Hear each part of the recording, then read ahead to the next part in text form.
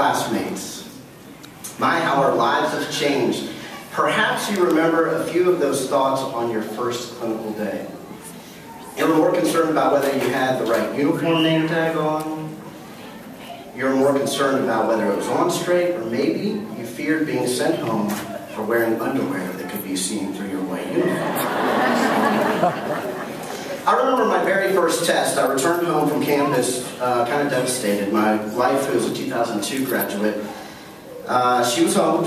I was disappointed in my grade, and I earned a C. I'd been an A and B student my entire life, although all through high school and my first time through college. She attempted to comfort me by saying, "Look, Nick, that's just how the program is. You ought to be happy with a C. You're going to get a lot of them." I laughed. I simply told her, "Look, I didn't sign up to get C's." Hey, looking back now, you know that grade wasn't too bad.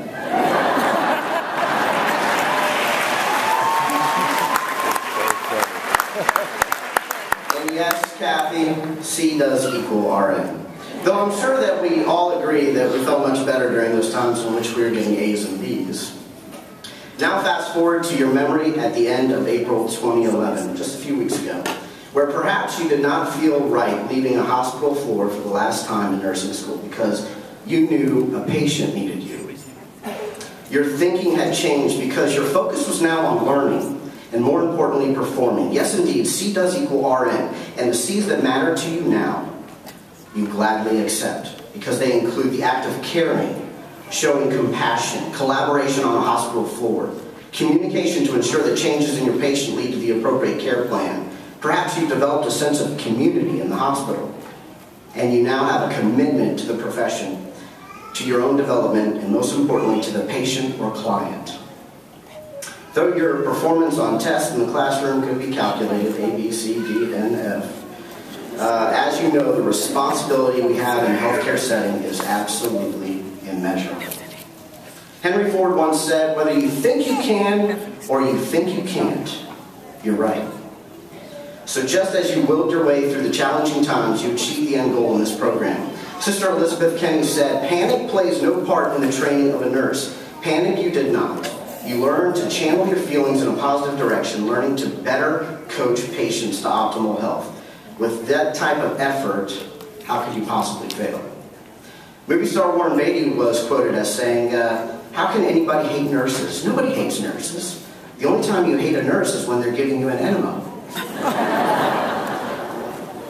And still, you're doing it out of care and compassion, right? As your journey continues to evolve and your initial schooling is now behind you, a quote from Christopher Columbus comes to mind. "You can never cross the ocean unless you have the courage to lose sight of the shore." Of course, that means to charge forward instead of regressing and do it fearlessly. As one unknown author once wrote, "Never be afraid to try. Remember, amateurs built the Ark, professionals built the Titanic." Before we look forward to one final thought, let's take a moment to cherish a unique bond we forged here together from a student's perspective. Inspired by comedian Jeff Foxworthy's "You Might Be a Redneck If," we'll call this "You Might Be a TTC Nursing Graduate If."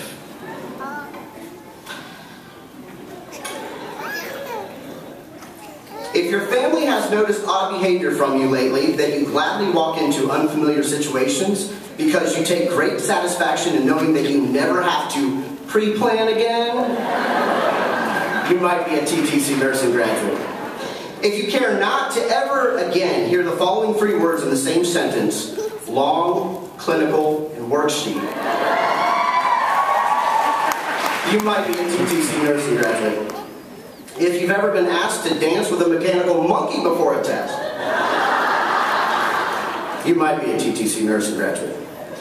If you took pride in looking professional and putting on a gleaming all-white uniform, yet your friends had the audacity to compare you to a milk truck delivery driver or the Stay Puft Marshmallow Man from Ghostbusters, you might be a TTC nursing graduate. Hey, I don't know if you can tell. Can you read this from back there? That'll further illustrate my point. If your clinical instructor has ever pulled you over to a paper chart and demanded to know why you didn't let her know this about your patient, These are doctor's notes, by the way. I'll give you $100 if you can identify a HIPAA law that I broke here.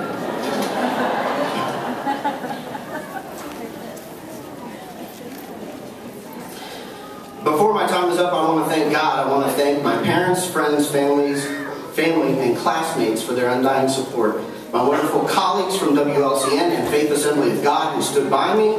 My mother-in-law who bailed me out when I needed a break. And last but not least, my amazing wife, Kathy, and daughters Logan and Elena.